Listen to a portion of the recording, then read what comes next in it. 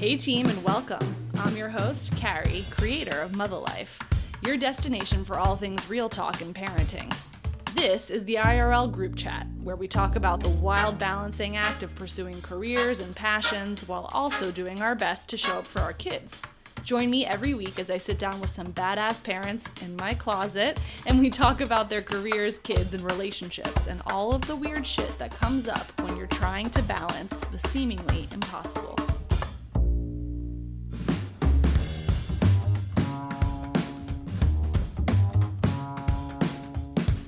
Nesting. In movies and books, it's often depicted as a heavily pregnant woman on hands and knees, frantically scrubbing the floors, organizing the cupboards. This instinctual need to prepare a home for a baby. In my experience, though, nesting has been more subtle. It's sort of adjusted to the season of life that I'm in with my kids. It's looking around at the pockmarked kitchen table where they first ate solids and knowing that they associate that table with family dinner time.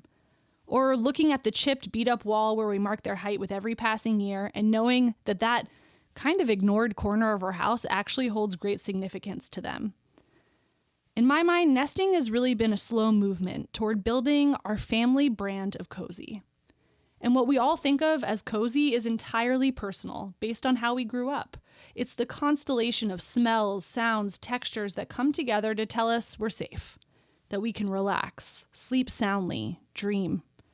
For some people, that's a cup of Swiss Miss on a snowy day overlooking a fire escape. For others, it's a family game night huddled around the living room coffee table. Maybe it's the simple act of reading a book under a heavy blanket that holds you tight. Now, when I look around my messy house where everything is just a little dirty and very well loved, I feel like I'm in the midst of building my kids' brand of cozy, and I am so excited about the prospect. Today's guest is responsible for all these thoughts about a family brand of cozy because, well, she's figured out how to help people figure out that for themselves. And she's drawn deeply into her own story, her own relationship with her childhood cozy, along with her co-founders to make that happen. Barbora Samieian is co-founder of the cult classic furniture brand Sundays and the freshly launched furniture brand Hetta. Her story as a founder and as a parent to her 4 kids is integrally linked to her own brand of cozy, cultivated over borders, across cultures, and now into our homes. Enjoy. Welcome to the closet. I'm so happy you're here. You're, I think, only second Canadian we've had, and I guess now amazing. Slovakian Canadian. We're adding to the mix. Thank you for having me. So excited to go through the whole thing. I studied abroad in Czech Republic. You did in Prague? In Prague for 5-6 months, and I tried so hard. I studied Czech the whole time I was there. That's amazing. It's a tough language. Yeah, I still, shtyži, like the number 4, I still can't say it. Yeah. Amazing. But what a great place and part of the world to be from. Yeah, it is. Do you like to cook? I do. Do you cook any traditional Slovakian things? Oh my gosh. I mean, it's a lot of meat and potatoes, which I just love. Yeah. And stews. I can make a nice goulash, that whole kind of part of the world. It's very stick to your ribs. Yeah.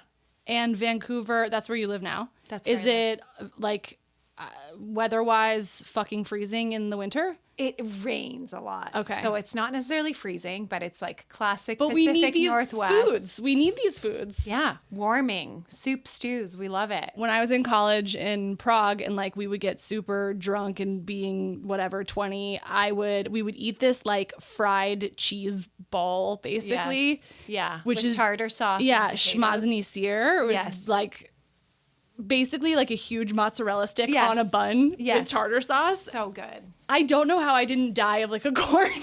We were eating these things multiple times a week. But it's like you're eating real food. That's true. Real fried cheese. That's right. Yeah. Somebody's grandma made that cheese. That's right. Okay, so we have a lot to cover today. When I think of furniture and furniture design, I think of Sex and the City. Because of Aiden. Is it just me that's sitting around thinking about this brooding man on Sex and the City, designing his furniture and somehow living an affordable life in New York City? I still think about it, not infrequently. So when I had somebody in the furniture space, I was like, well, I wonder. Clearly, it's not a cultural touch point in Canadian furniture business, but Yeah, we still watched a lot of Sex and the City, but I feel only more recently am I embracing the fact that I am a creative, even though I'm not a designer per se at Sundays, but I do creative stuff. Sundays and Hetta. And Hetta. Let us not forget. Yeah, let us As not of forget. this week. Yeah. Right? Or last week? Brand new. Yeah, a couple weeks ago, September 18th, we launched. Okay, so there's a lot to discuss. Also, a mom of 4, it's just so many children. It's so many children. That's what Mo, my husband, and I say all the time. Like, oh my gosh, there's so many of them. But also, I can now contextualize. You said the twins are the youngest. Yes.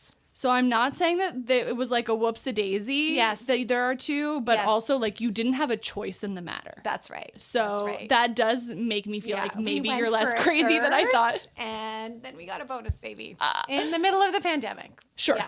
Of course. Okay. So we're going to start in Slovakia.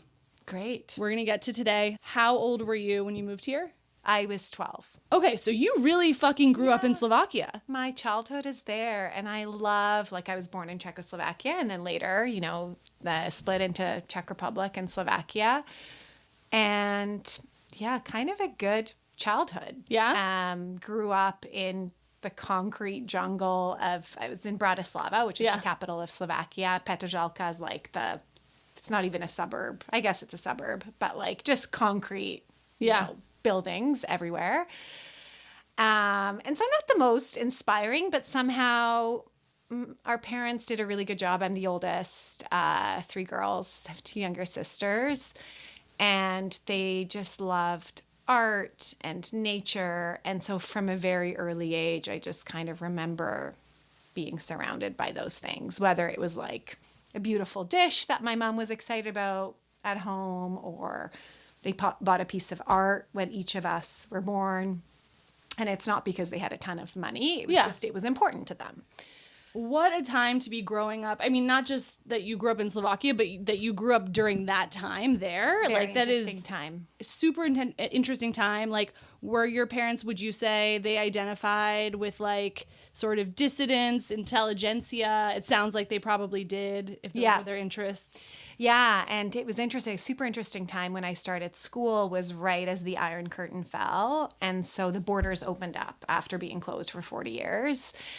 And we actually had an opportunity to attend school in Austria. So I crossed the border starting in grade 1, because I don't think there's a kindergarten there. Grade 1 to grade 6, my sister and I went to school in Austria. Crossed the border every morning with our passport. How long did that take?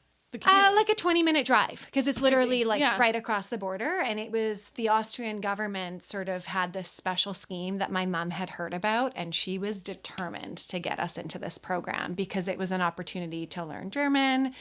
And so it was amazing. As a 5-year-old, you literally pick up another language like a sponge. Yeah. Like I just became fluent in German. I can still understand everything. It's harder for me to speak because I don't use it very much here in North America. Doner kebab, meat alles bitte. Exactly.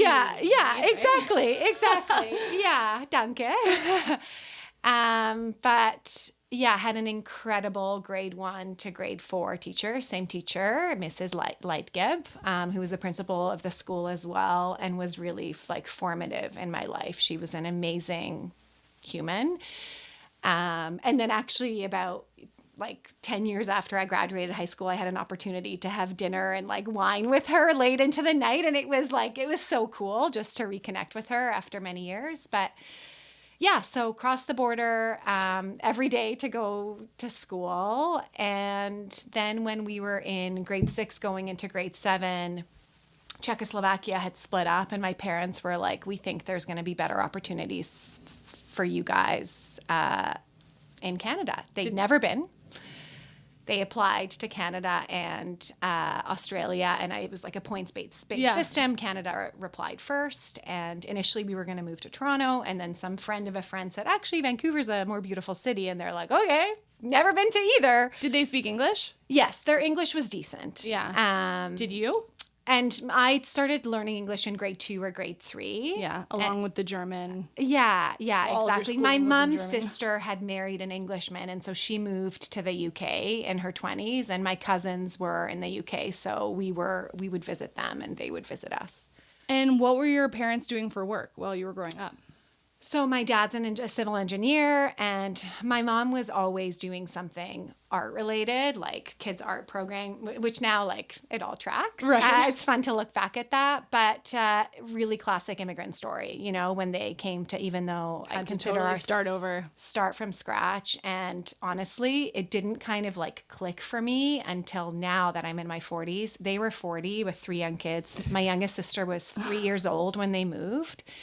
And they literally started from scratch, like including, you know, babysitters, pizza delivery, like all the things you hear. And they left their community behind. Now, they were lucky in the sense that we were able to travel. And I remember like started Paper Route when I was 12 or 13. So we could start going every summer, and we kind of like were encouraged to work a part-time job from our teenage years. And it was good just to like help contribute to the plane tickets and stuff. And then my grandma would come from Slovakia. She would spend 6 months in Vancouver and 6 months back in Bratislava. Now, you have been through, I mean, shout out to your parents. The amount of paperwork that's involved in just like a regular fucking kid's life will do my head in at any moment. Yes. Like, I cannot handle the beginning of the school year because of the number of forms. Tell me about it. I mean, to get you into the program in Austria, shout out Sound of Music. Yes. To get you to an entirely new country, to get you enrolled in school. Like the amount of stuff that they had to do and figure out how to make ends meet. So much stuff. And then, you know, like being kind of Eastern European, they're like, what's the best school with the highest ranking, right? Let's move to that neighborhood. Right. We want to keep up your German. Let's get you into German school on like Wednesday and Friday afternoon. So I'm going to leave work early and make it up later at night. Like just all the... There's a lot of pressure on kids, on immigrant kids. Yeah, I never felt it in a direct way, but I guess like indirectly there is some of like, okay, gosh, like I've been given this really cool opportunity. Yeah. Yeah, but maybe don't go into interpretive dance. Yeah. Maybe don't. Exactly. Or if you do, you better be the fucking best in the world.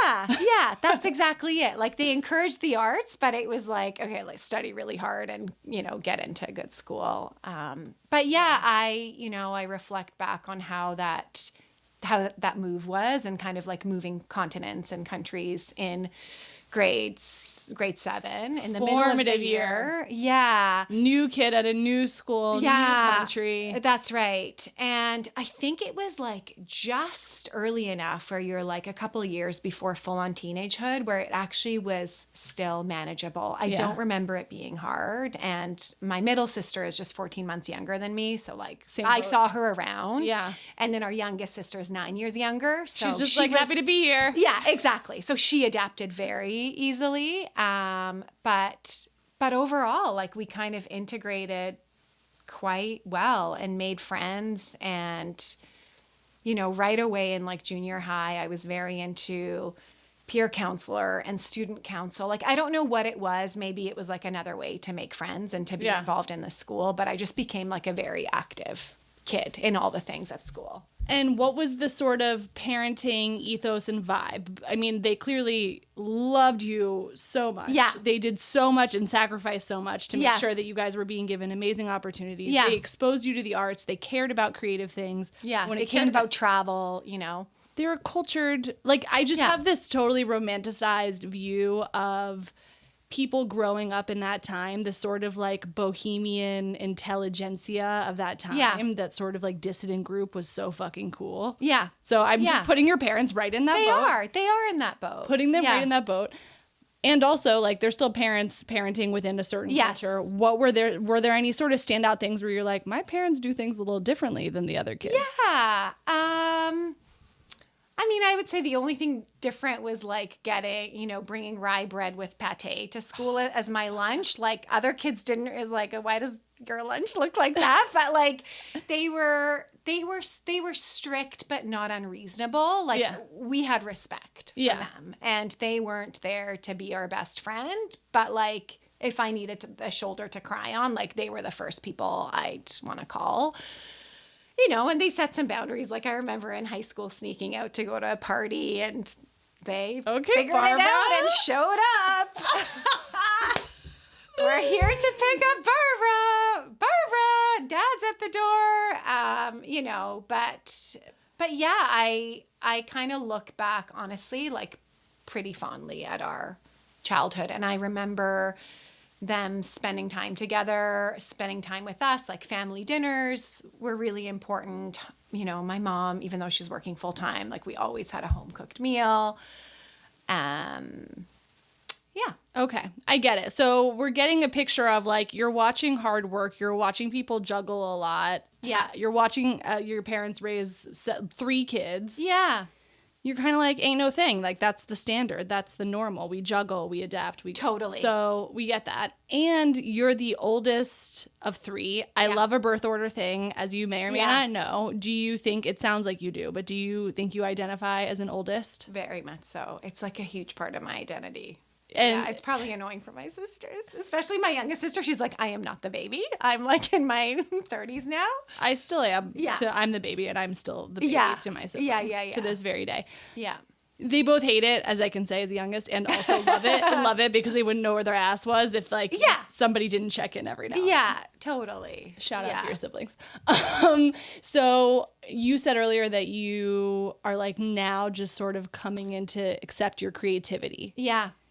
It sounds like A, it was there all along. I think so. But B, maybe also clouded by like the fact that you had a lot of shit to get done. You had a lot of like just ambition to succeed, and we're not really shown a lot of examples of creative people, like it being okay to be creative and that being a path to success. Right? Yeah, totally. And I think for me, you know, I'm not a traditional creative. I don't know what that means, but I guess I didn't see myself as a creative. You weren't like painting somewhere. That's right. Yeah. I don't paint. I don't make sculptures. I don't weave. I don't do any of those things, but I love building a brand and community and, you know, good design and beautiful aesthetic.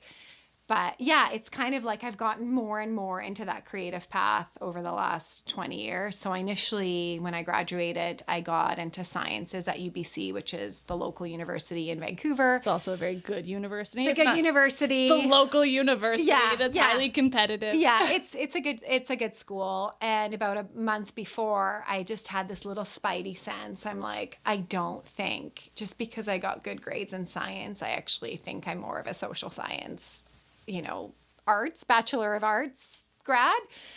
And so I swapped. I called the school and I was like, I actually want to be in the arts program. And they're like, easy, because you had the grades to get into science, you know? So I ended up studying international relations with a minor in business. So I always had this like interest. And then I worked in the nonprofit sector in Vancouver. There's not a ton of international relations type work. You have to move to Toronto or Ottawa. So yeah, I was in the nonprofit sector, ended up in fundraising for a local children's hospital, learned a ton there, what still serves me to this day, really amazing work that I respect deeply. Fundraisers are amazing. Nonprofits are amazing. Yeah. Such a heavy lift. Yeah, such a heavy lift. And you just tend to appreciate things like, you know, when people say, oh, you should spend 0% on admin, like every dollar has to go to the cause. Well, yes, but like someone also needs to build the strategy and like go after the cause. So it just like made me think differently about that whole space. And then while I was there, and a former colleague had connected with me and he said, Barbara, the UN is running this young professionals program and Slovakia is on the list. Ooh. Big deal to get on the list.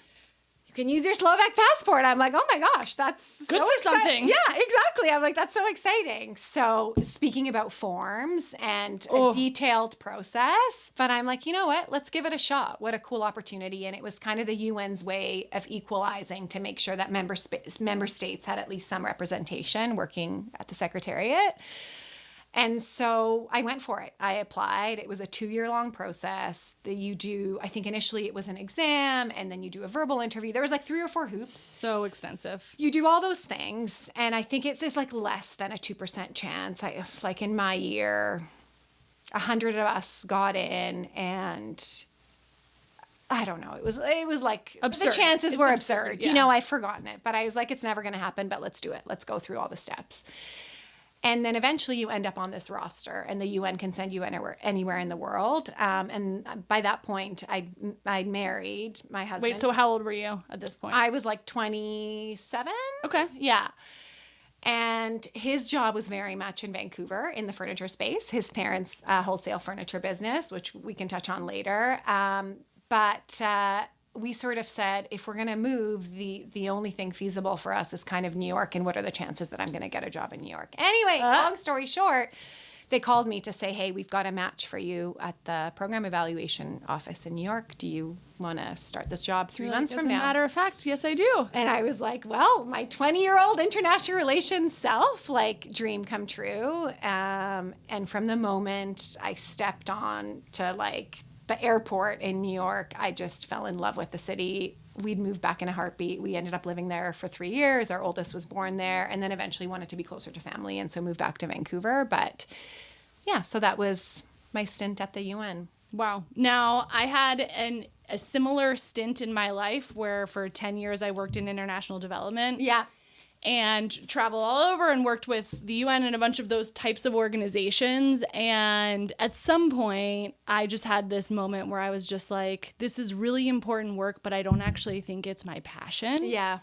And also, there's so much noise and mess in between, like, what I want to achieve for the world and, like, what my day-to-day job is. Yeah. And it's really hard to square those things. Yeah. I think it's all kind of comes back to impact. Like, I think, you know, part of what my parents instilled in me without kind of beating me over the head is like do something good with your time here. Yeah.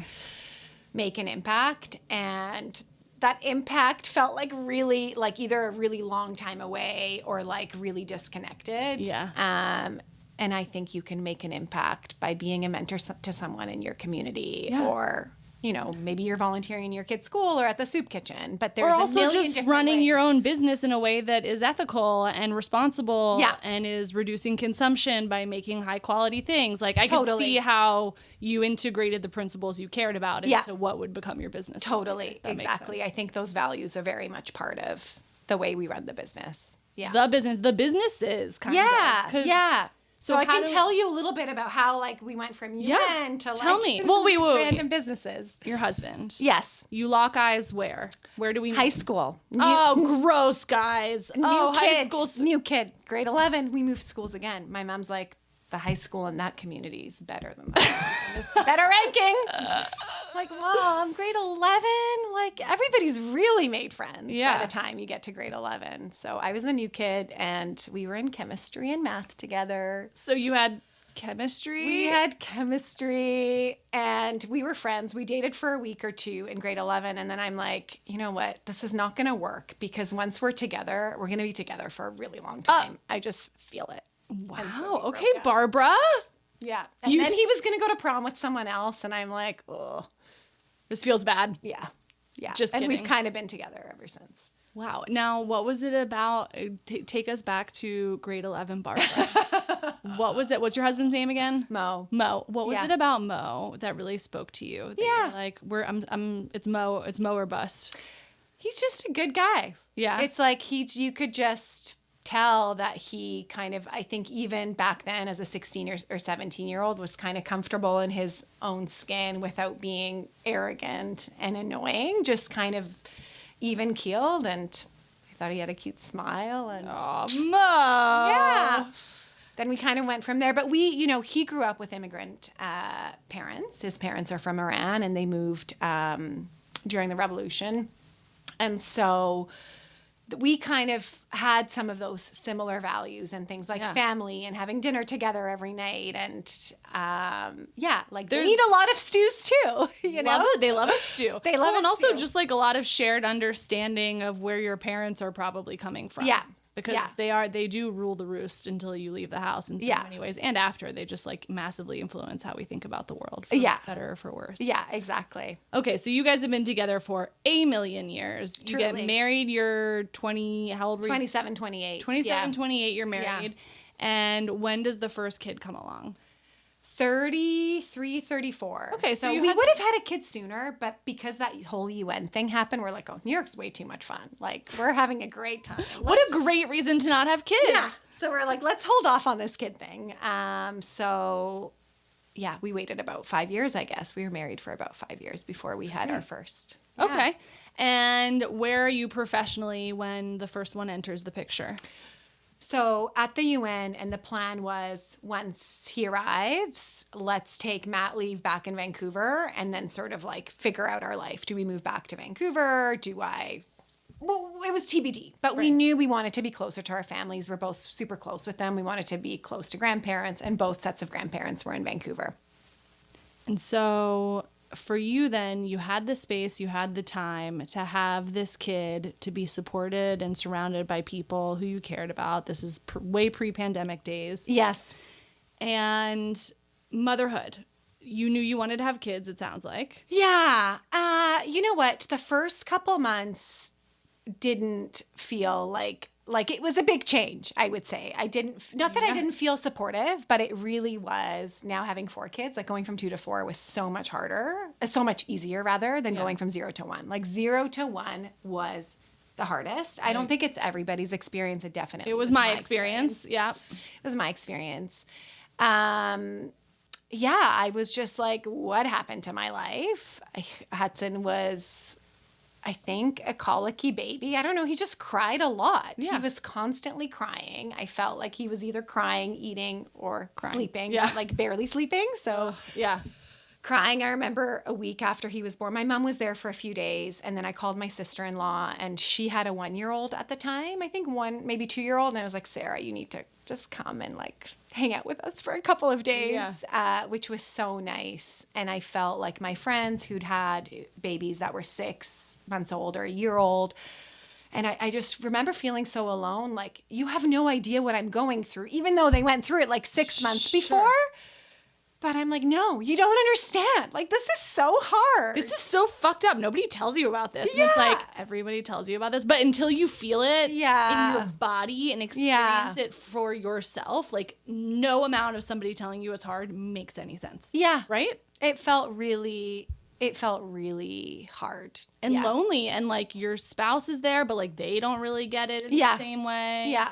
I remember Mo asked me one day, like, Hudson was maybe 3 months old, and he's like, oh, did you have a chance to go deposit that check in the bank? I'm like, what? Like, leaving the house? Like, no, I did not have a chance. And how to dare do you that. ask me, quite frankly? Yeah. And then I kind of like realized, like, I can maybe do like one thing a day, maybe. And that one thing might be like getting milk, you know? It wasn't like going to the bank is like not something I had capacity for. No, I remember early on, like, I would be in New York because our first was born there. And I'm watching people, and they're pushing the stroller outside, and they're holding the dog leash. Yeah. And I'm like, how are they doing that? Yeah. How are they?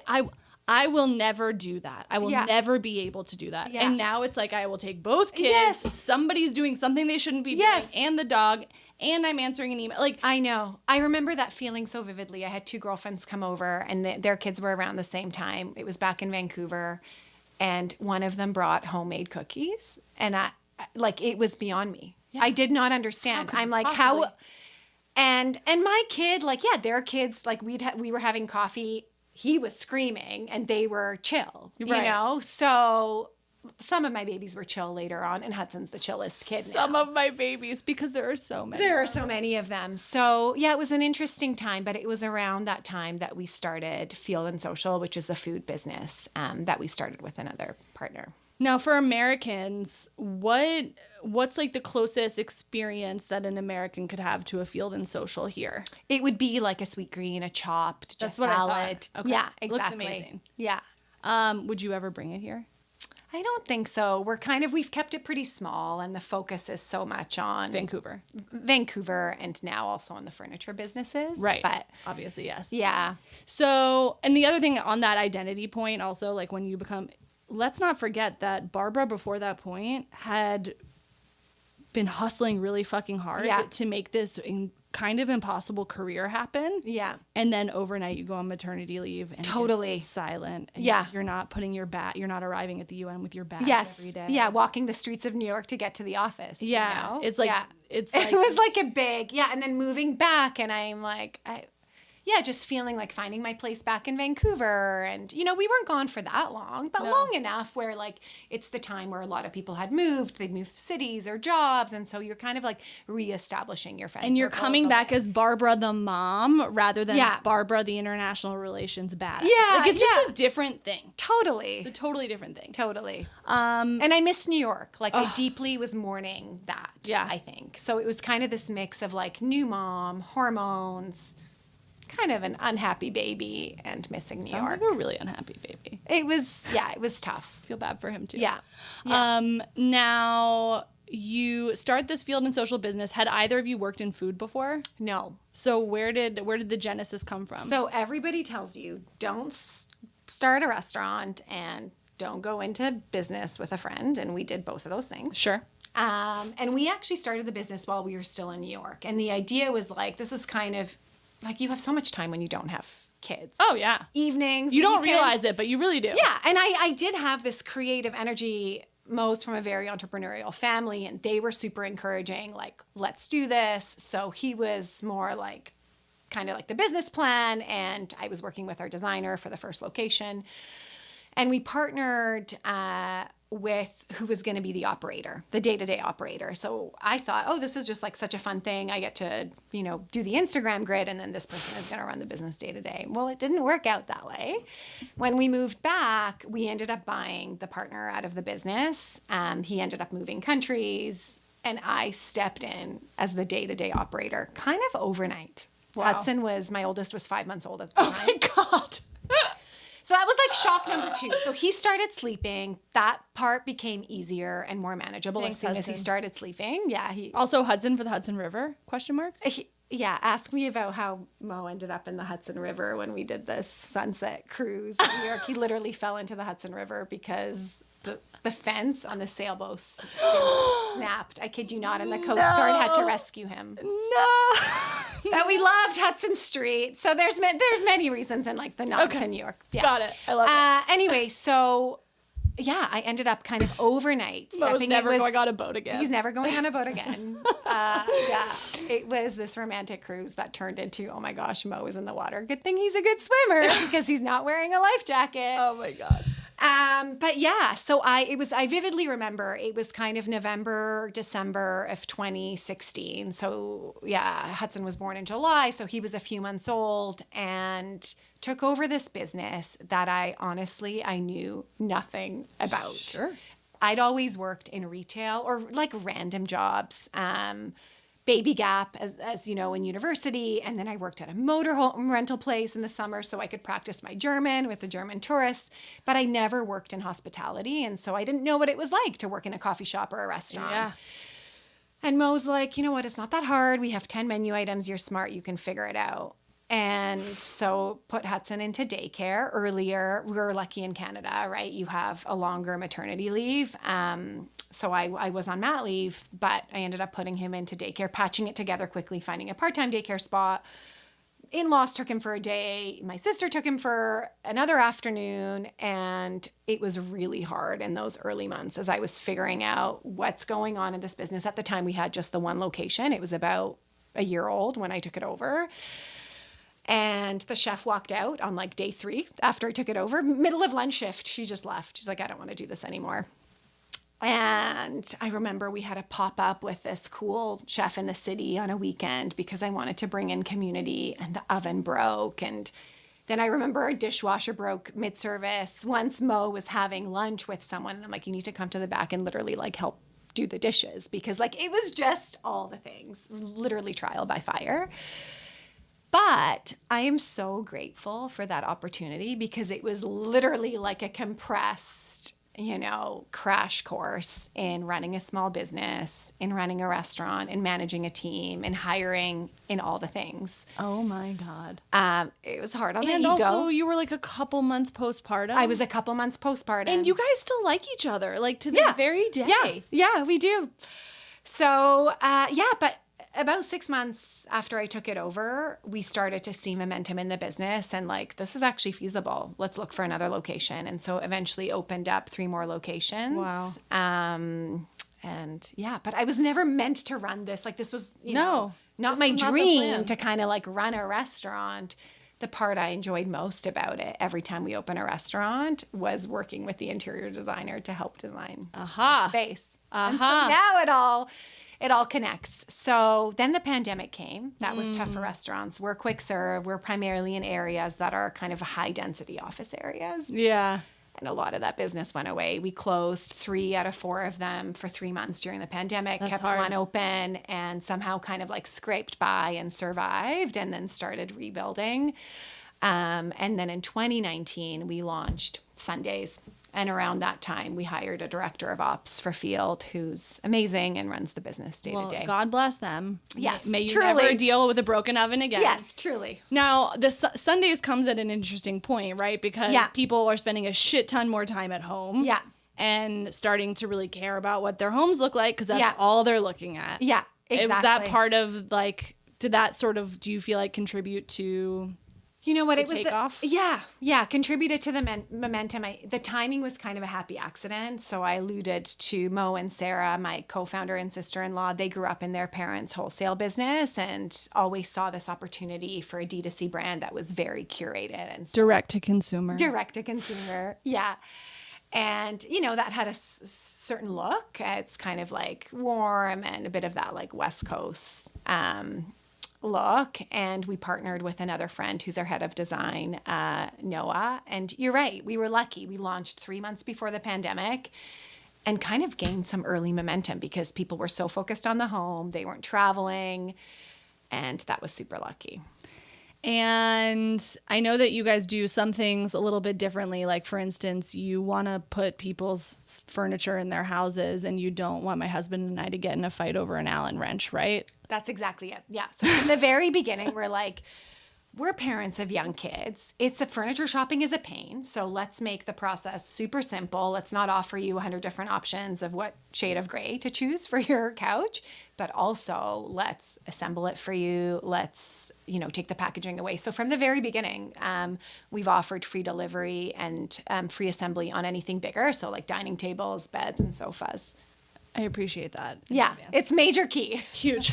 The amount of arguments and like the amount of time that just like a box will sit in my living room will melt my brain. 100%. Like it's kind of nice for the kids if it's like a smaller box, but if it's a big box, it's tough for everybody. Okay, so where are we on the kid having front at this point when Sundays launches? Yeah, so we used to joke that with every new field and social location came a new kid. So all of our kids are 2 years apart. So with the second field location, we had our middle kid, and then 2 years later, twins. Like, let's go for a third, and then it was 3 and 4. So the twins came a year after Sundays launched, and just as the business was starting to take off.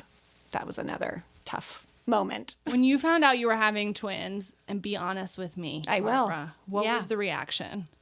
I want to say I was like fully shocked, but you know what? I Googled as I was going for my first ultrasound, do you have more morning sickness with twins? I just felt a little different. And as I was leaving, I was telling Mo, it was the pandemic, so I had to go alone to this appointment. Same, yeah. And I'm like, I'm going to come back and let you know if it's 0, 1, or 2. And I think he was kind of like, whatever. 0, 1, or 2, okay. Right? Like in my head, I don't know. I just kind of had this spidey sense. And then the feeling I had was, okay, this is crazy. And like, there's no way they're going to make it to term. Like, I was so nervous with every appointment because it's such a miracle to have a kid, and to like grow 2 babies is insane. It's insane. And you're working through this whole time. Yeah, I was working this whole time, and the tough part really came. They weren't born super early for twins. I think they were like 35.5 or something a few weeks before their due date, but I had a really tough delivery. Like, what was meant to be a 20-minute C-section was a 4-hour surgery. Whoa. And they couldn't stop my bleeding, and Terrifying. There was like 3 different surgeons in there. Like it was very scary. And so that really shook me up. I was physically, I think, shaken up from like what my body had gone through. Sure. Yeah. And then, but luckily like the babies were healthy and they were doing okay.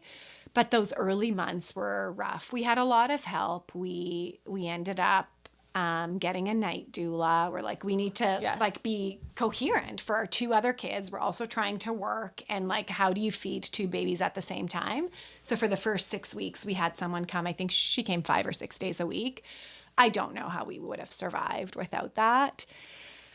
But I remember, I vividly remember at that time feeling like, maybe if I get sick enough again, I can end up in the hospital and I can rest. Yeah. Like, I just like remember that so vividly. That's like a total meme on the internet now. I don't know if you've seen those videos. Really? It's women standing at the top of the stairs and they're just holding a bunch of the kid shit. And they're like, if I fall down the stairs right now. Oh my gosh. I could get 2 days in the hospital. It's like a total meme. And I had the experience. I was in the hospital when I was pregnant. I had some Crohn stuff, and I was away for 3 days. And I was just like, this is fucking sweet. Yeah. And my husband's like dying, like the kid's sick here. He's dying at home. Yeah. And I'm just like, can I have some more Jello, please? Yeah, exactly. So it's, and then I ended up, speaking to a therapist for a few months just to kind of like work through some of that stuff. I wish I had done that.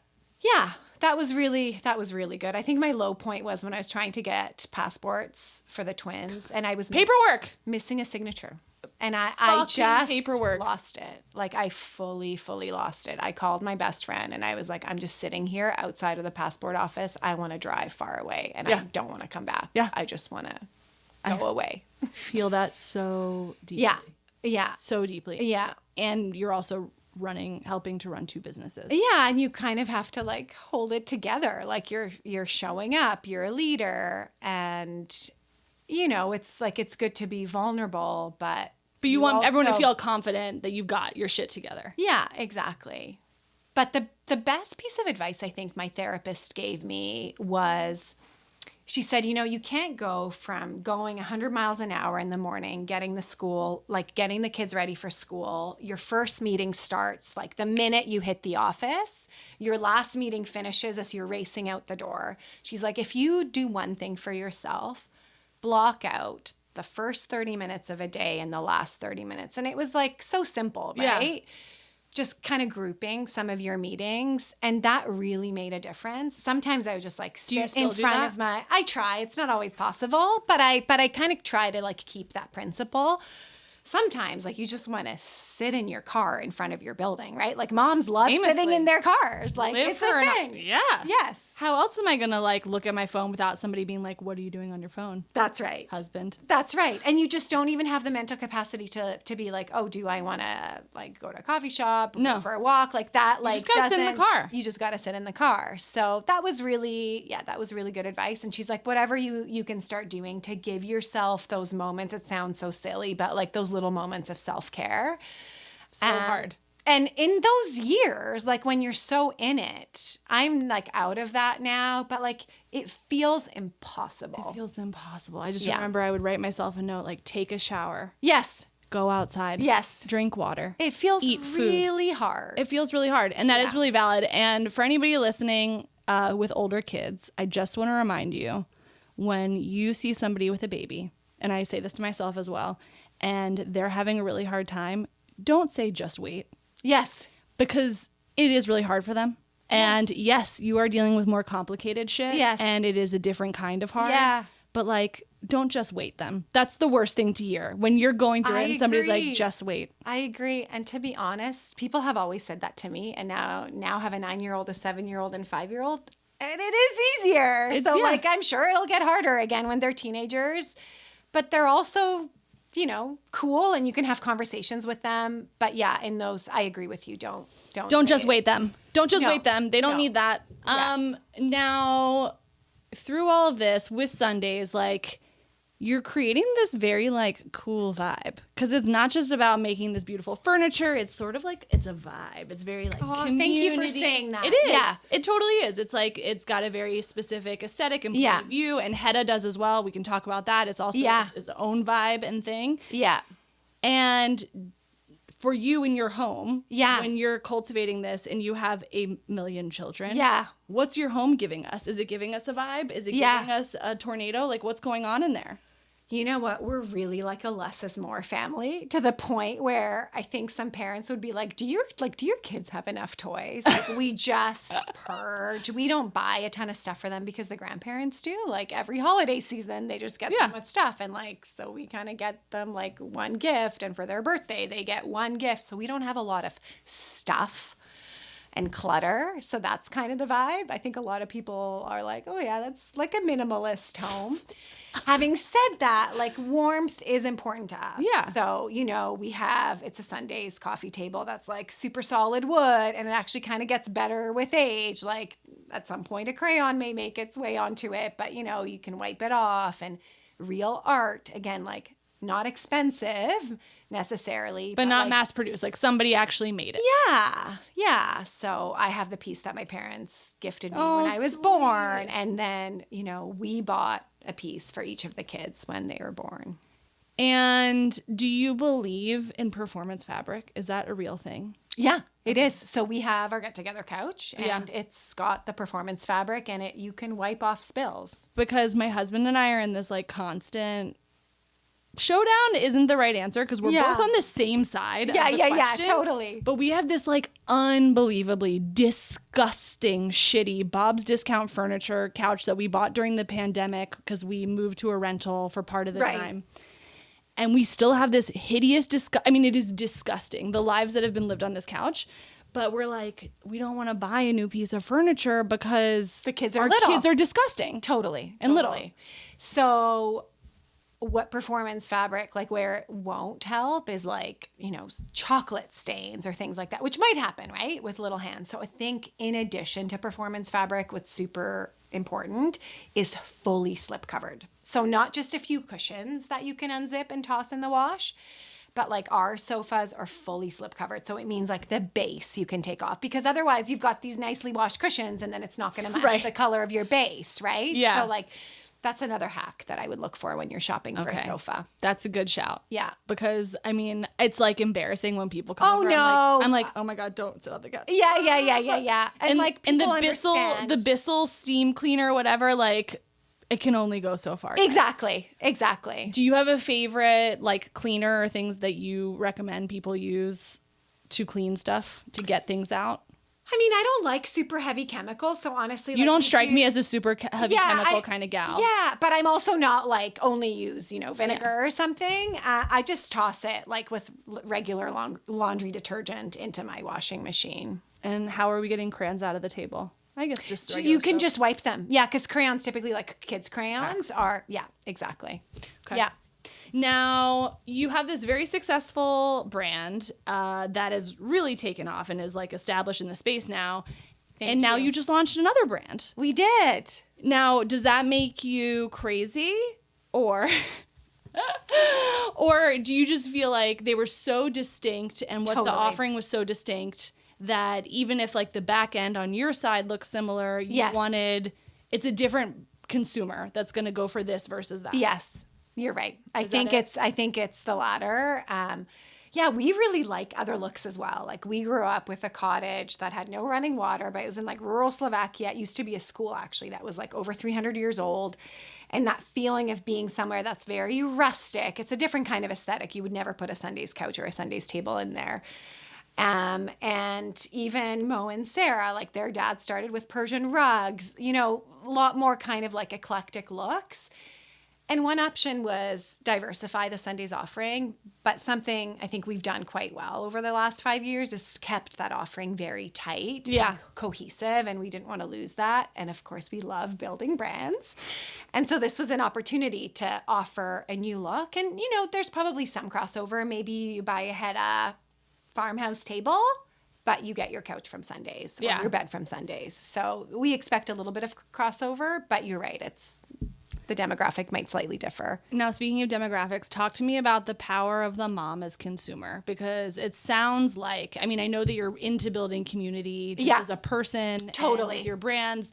It also sounds like moms have been kind of an engine of growth for you. Yeah. Yeah. And in like so many different ways. I think one is, you're right, as collaborators. Like we just recently did a pop-up just last week in New York with Milk Teeth. Again. Oh my God, such cute clothes. Right? Yeah. The best. And Picture Day, Max and Margot. So they did cute. photos, and Rebecca and Catherine from Milk Teeth. And yeah, these are just moms that can have a 5-minute, like the most efficient way to do a collaboration. Like we just get it done. Yeah. You know? There's no time. There's no time. I'm working on another collaboration in Vancouver, and literally it's with a local bakery, and I was there having brunch, and while I was waiting for my brunch date, 5 minutes, and I was talking to the owner, I'm like, what do you think of this? We found a date, like we locked it. Amazing. And so that's just like the way I think moms can do business. And yeah, like they're a decision maker. They're definitely, they're influencing the household in terms of what's being purchased, because they know what the mess is that a kid can make, whether it's with their dining table or on a sofa. And so, yeah, they care. Now, for you and Mo working together, and you have your sister-in-law also in the mix. And our friend, one of our friends from like high school. Yeah. For you and Mo, how do you guys decide on the division of labor at work and at home? I know that you do different things at work. That's right. And also I'm sure at home, but how do you guys, like, did you have a proactive conversation, or did everybody sort of fall into roles and that sort of worked out? Yeah, we do. So at work, you're right, all four of us own something quite different, which is great because we lean into everybody's strengths. And I love having co-founders for that reason. I admire single founders. Can't imagine being on my own. Very lonely, yeah. Yeah, exactly. And at home, honestly, with this many kids and running multiple businesses, like you just kind of have to lean in and do it. We both travel for work, so we both have to have the ability. He's home with all 4 kids right now. One of them's on antibiotics. You know, we've got pizza lunch at school tomorrow. The other one has a math test. And so it's not like I'm in charge of this stuff and he only does this. We both have to be able to kind of lean in. How does everybody stay briefed on what the hell is going on? Shared calendars, like everything is in our calendar. Key is including travel time. So like, you know, Mila's doctor appointment, 30 minutes to get there. Parent-teacher interviews are coming up, like constantly, you know, so calendars is a thing. Checking in with each other. I'm going to do this trip, like any red flags before we book any flights. And then help. Like we have a lot of help. There's no way we're doing this alone. The kids were in full-time daycare, all 4 of them, since they were quite young. When the twins were little, we had a nanny before they were in daycare, and our families, part of why we live close to our families is like, sounds like they're super helpful. They help. And then we get support with like laundry a couple times a week and cleaning once a week. So we're by no means doing this alone. No. Yeah. And it's needed, especially when there's like this level of ambition going on. Yeah. What would you say is the biggest like recurring argument that you guys have? I'm not going to call it a fight, but like disagreement. Everybody's got, because, you know, like, I don't know, I feel like there was this Harvard longitudinal study of relationships. Yeah. Over decades and decades. Yeah. And it showed that people have been together for like 50 years, have the same argument all of the time. Yeah. Yeah, it's probably true. We don't argue a ton. It's when you don't strike me as a big arguer. Yeah, and we're kind of like we're both pretty even keeled, but it's like when our cups are empty. So like it's like, oh, like you might need a boys' night, or like, you know, it's usually something like that. I feel like he's better at planning boys' trips. And so sometimes like, why are you resentful that I'm going on this? Like you go can on do it too. Yeah. So like it's that kind of thing. It's just like looking out to make sure that everybody's cup is full. And sometimes it's literally like, okay, Barbara, go take a 20-minute walk, you know. Go for a walk. No, but it's totally true. And I do think that that is something that like often moms feel a lot of guilt about. Yes. They know they need to do it, and they know it's for the best for everybody, but it's still really hard to step away. Yeah, and I genuinely like hanging out with them. Yeah, so I get it. Sometimes I feel like, yeah, I do need the walk. I do need the alone time, but also I want to hang out with you guys. You've been away, and I'm like, my tank's feeling kind of empty, but like we haven't hung out as a family, so, you know. But it's kind of being smarter than that and just knowing, no, like You gotta do it anyway. You gotta do. And I'm an extroverted introvert. Like I do really replenish my energy by being alone. And it's hard to get alone time when you're running a business and you have so many kids. Yeah. So you have to go on the You walk. have to go out. Yeah. Do you have pets? No pets. Okay, I was Yeah, gonna my say parents- I actually couldn't handle if you told me you had pets. My because- parents have a dog, but we can't. And No, the kids no. would love one, And of course they say they'll walk it. They But will. like it's not We happening. both know they won't. Yeah. Okay, now I want to ask you about just like the cultural differences that you observe, because you do have this multicultural upbringing, background yourself. You are raising your kids in Canada. Yeah. You spend a lot of time here and have lived here. You have the Slovakia experience. You have the Austria experience. Like, there's a lot there. There's a lot there. Do you feel like there's any sort of guiding principles or philosophy that you guys are using for your kids? Or is it just sort of like flying by the seat of our pants?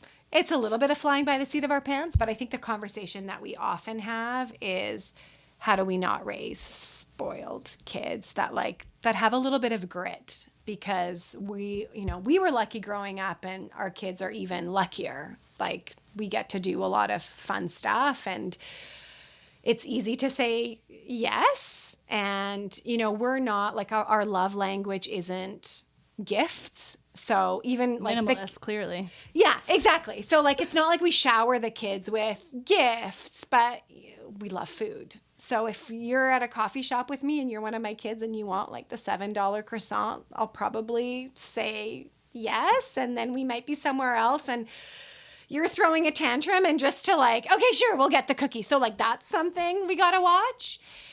But like the power of hard work, our parents really kind of like paved their own path and they made it. And so, how do we just raise kids that are like willing to work for it? Like nothing's going to be handed to them. Yeah, that balance is tough. Do It's they tough. get allowances? Not yet. Chores?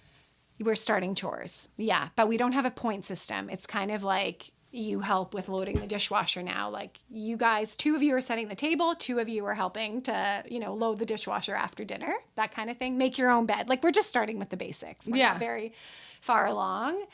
But boundaries, like I think kids need routine and they need boundaries. Is like that's when they tend to thrive the best. I agree. Yeah. One thing that I'm trying to figure out right now in my own parenting is what consequences look like that are reasonable for shitty behavior. Yeah. Because like I know there's this whole idea of natural consequences, like the crime needs to match the punishment. Yeah. Whatever Sure. that is. Yeah. But, like, sometimes that feels really confusing. Yes. Like, what is the consequence for my son calling me a penis head? I don't know. Like, I don't know what the natural corollary. I to know. that is. Other And than being like, hey, buddy, that's not kind. Like that made me feel bad. Be like, that's not a consequence though. He doesn't give a shit. He's 5. Yeah. So, how do you guys think about that? You're just further along, so I'm just curious. You know what? We try and like relate it to age a bit. It's like, the 3-year-old, like when they're having that kind of meltdown. Yeah, and even a 5-year-old, Yeah. when they start like the bathroom word thing, like it's just like every kid does it and they eventually get over it. That is actually the approach we take. Like, in our family, we don't use a word in this like way. Like that doesn't feel nice. Yeah. They'll push you, and then you just keep continue saying it. With the older ones, it's like, okay, well then there's no TV tonight. Yeah, okay. That's where we're at right now. Is like, all right, you know what? And then sticking with it, because sometimes I'm like, if I could just put you in front of the screen, I could like go back on my computer. Getting rid of the TV time is the biggest thing that parents do to punish ourselves, right? Yeah. But they very quickly start improving the behavior. The other thing that we noticed with them is like if bedtime starts to get trickier, usually around when like it's like time changes and like in the summer going to bed is harder, ending screen time earlier and giving them like a window to chill and do something else. Like maybe it's a little bit of like crayons or reading or like just doing another activity, because we find that going screen to like being in your bed and reading a book and brushing teeth, like you need something in between. Yeah, no, we do that too. Yeah.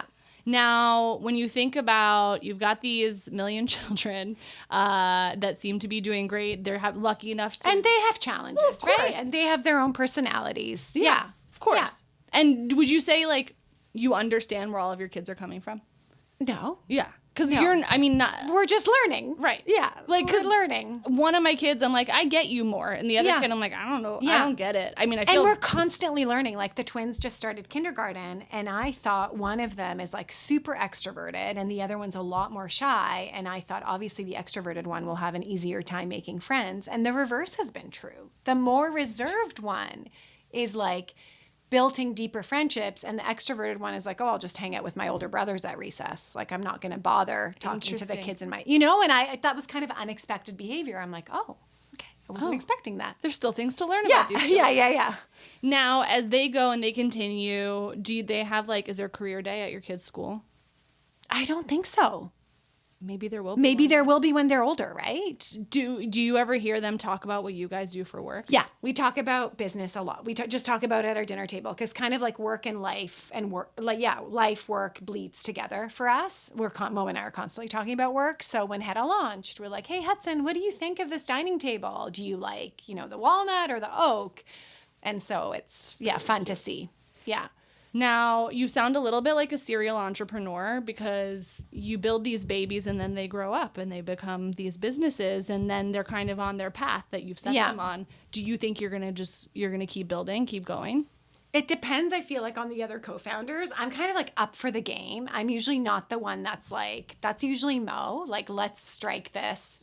This is the next idea. And then I'm all game. You're down. To implement it. Always game to implement it. DTI, down to implement. Down to implement. And he's like very much the ideas person. But yeah, it's a lot of fun. Like building a business, building a community. And we're kind of in it for the long run. Like this is not... Wait, have you ever failed at something you started? I mean, I think there's been failures along the way for all of them.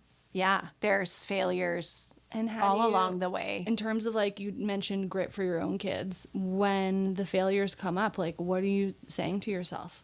Because I think that's, like, one of the hardest parts is just to continue fucking going. And I remember in a lot of failures in those early field and social days when I took over. And it was like, I had this feeling it will get harder before it gets easier. But then when you go through that, the next time you go through a hard thing, you're like, oh, remember that time? Like, I got through that thing. Yeah. And so each challenge, not that it becomes easier, but you become a little bit more resilient. Your skin's a little thicker to go through it. It's kind of like being a manager and, seeing a problem or like a similar problem again. You're like, okay, How many employees do you have now? There's about 50. 50 employees. And how many people do you manage day to day? Under 5. That's a lot of people. Yeah. That's a lot of people. If we count Mo as you managing him sometimes and your 4 kids. The children, there's a bunch. That's a lot. Yeah. Are you an Excel spreadsheet person? I don't like spreadsheets. Are you a list maker? How do you keep yourself organized? I'm head in the clouds, ideas brainstorming session. Like that's my happiest place. And even like in university, the way I studied was mind maps, just colors, mind maps. How do you feel about a deadline? Are we like, everything goes in the calendar and that's... Everything goes in the calendar. Okay. So I'm more like Outlook is my list. And I honestly, like I could get better at that. And I'm trying to get, ChatGPT to help me a little bit, like to become more organized in that way. I've tried OneNote. I have so many notebooks that are like half-finished notebooks. It's my intention every September or Jan, like I'm going to buy this beautiful Moleskine notebook and, I'll write my to-do list and it never lasts. I think you're doing something right, though. I don't know. I think you're figuring it out. Is there anything you want everyone to know about Hetta or Sundays or anything that you want people to know? I mean, I'm going to put it in the show notes. I'll put all the information for people to go and find. Yeah. I think I even have some highlights of some favorite pieces I love that. About. Yeah. But what I would love for you from the show notes is if you have any pictures of you growing up. I want Slovakia, Barbara. Yeah. Do you want my cottage? I want some photos of that for the show notes. So cute. But is there anything else you want anybody to know? I think just follow Hetta Home and Sunday's Furniture for all the things, for the brands. And I don't know, collaboration over competition is like a value I really live by. And I think we live, with all the businesses. I just think there's kind of room for all of us. I love that. And of course you think that. That's so nice. Well, what I appreciate is somebody who likes things that look nice and also doesn't have a brain who can do that, is I feel like somebody could go on either of the websites based on what their sort of vibe is and not have to think that hard. Yes, we want to do the thinking for you. So I appreciate that. Yeah. That's definitely the goal. Barbara, this has been so much fun. It is so sweaty in the closet today. It's I don't know about warm. you. I'm fucking dying. Yeah, so I it's appreciate you being on this journey with me. Thank and you for somehow having me. Your bangs are still intact. I don't know how you did it. And I'm excited to see. It's going to be fun because we're getting in at the ground level of watching where Hetta goes. Sundays is off and went and is thriving. But now this is going to be fun to see where this journey goes for the girl who loves to build a brand. Yeah. So much fun. Thank you so much for having me. Thank you for coming. Team, I need your help. If you love it here, please like and leave a review on your favorite podcast platform. Subscribe to the Substack for full access to this episode's show notes and join the discussion. And of course, follow me on Instagram at mutha, mutha.life for a daily look at all things mother. Thanks for listening. Be sure to tune in next week for another Chat in the Closet. This podcast was produced by Mother Life, music by Ronan Landa. See you next time.